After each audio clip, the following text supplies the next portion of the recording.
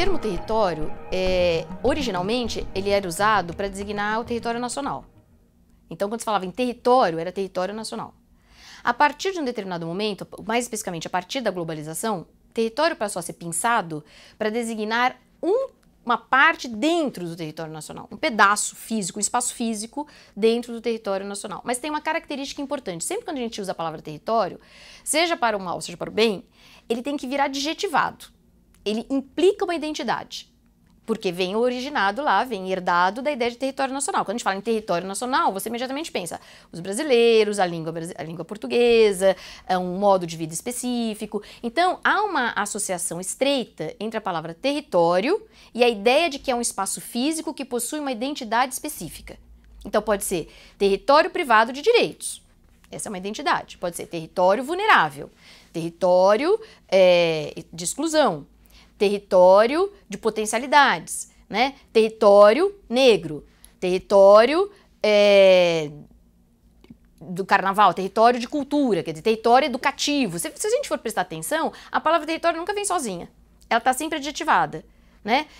A própria solicitação de que eu falasse, bom, mas afinal de contas, o que a gente está falando de território? É porque se você não adjetiva o território, a gente não entende o que a gente está falando, né? Mas a palavra território é exatamente para designar um espaço físico que tem uma identidade específica. Ela chama para a identidade. Por isso que muitas vezes essa é uma palavra confinada, né? Ela tem um papel importante quando foi para se contrapor à globalização. Então, por isso que muitas vezes essa palavra território, ela vem muito carregada de nacionalismo, vem carregada de uma identidade cultural específica, né, que era para contrapor a essa meio que explosão da ideia de território nacional e que, portanto, é preciso você buscar uma autenticidade cultural, enfim. Então, ela tem um lado importante, ela serviu de crítica à ideia da globalização, mas, por outro lado, ela também tem uma sua armadilha. Por exemplo, vou chamar a atenção quando você fala assim, território de exclusão. Quando você fala território de exclusão, e aí se você pensa, por exemplo, onde você vai marcar, onde são os territórios de exclusão? Aí você marca os territórios de exclusão. Sugere que aquele território está excluído de alguma coisa para o qual ela precisa ser incluída.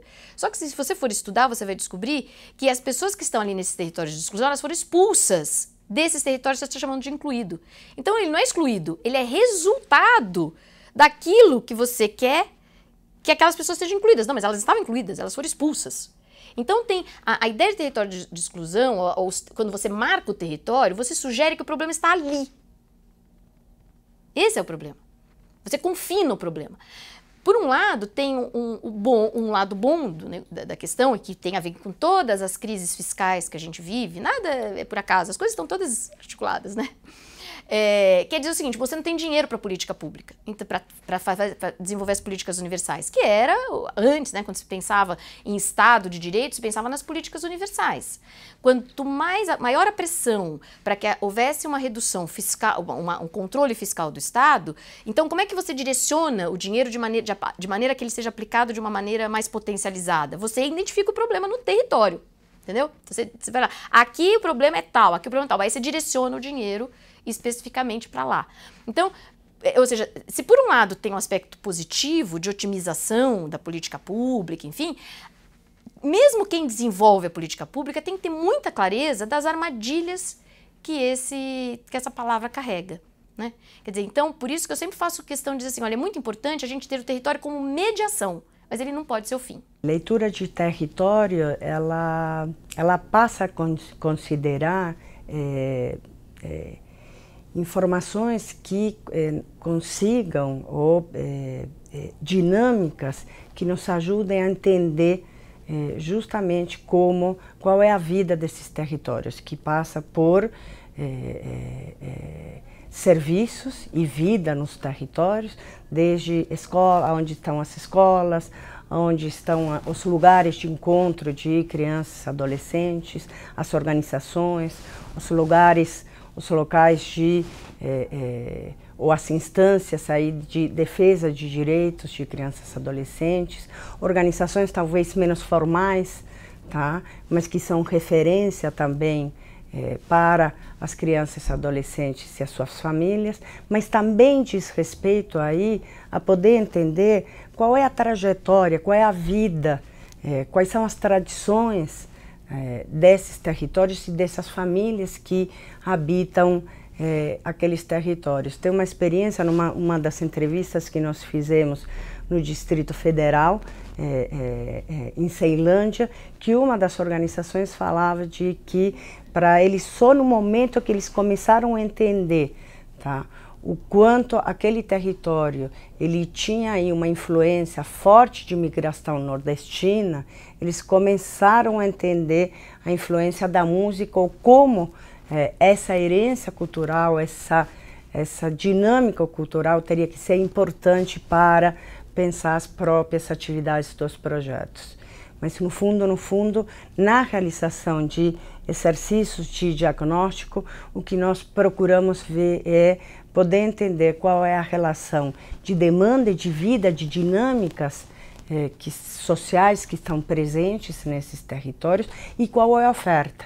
E como é que essa demanda, essa vida no território dialoga ou não com a presença de oferta ou ausência aí de oferta de serviços de proteção para crianças e adolescentes. Participação são todas as ações, atividades, né,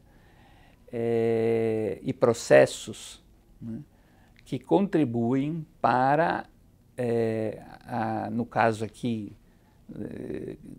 nós estamos trabalhando com a questão das crianças e adolescentes, né, que contribuem para a construção dessas crianças e adolescentes como sujeitos de direitos, né.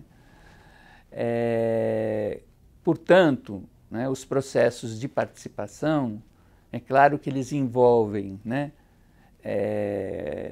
devem envolver, né, comprometimento, deve envolver tomar parte, deve envolver tomar decisão, né, deve envolver fazer escolhas, né.